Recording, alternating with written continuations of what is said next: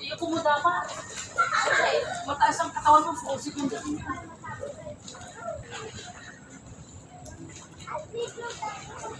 Sandal. Tapos ang laki mo, pag anong tao sa baka. Segundo din yun. Hindi mo may steady.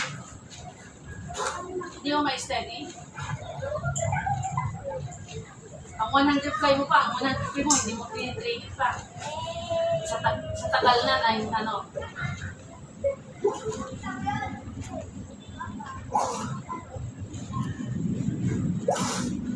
Sandal.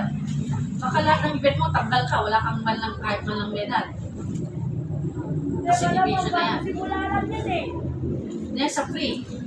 Sandal. Si Charles lalaman din na mabilis din na siya sa free. Baka matanggal ka pa ha. Alam ko, yun na yung ginagawa ko yung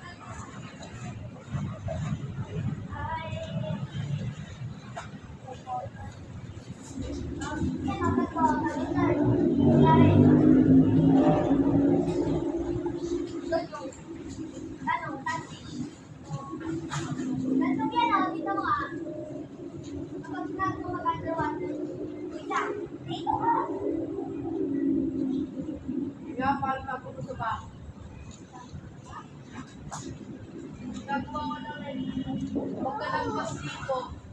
Huwag ka lang pastiko. Baliktad na ako sa tao. Demo.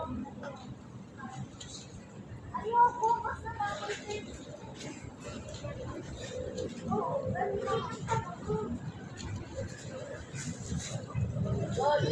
Kapag naman mo sa ba, kailangan mo mag-action.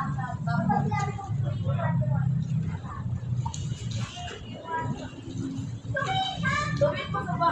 Bata, gawin mo muna sa'yo bago mo kayo ano. Kasi paano nang malagaan yan eh. Kasi ako, sagot sa ba?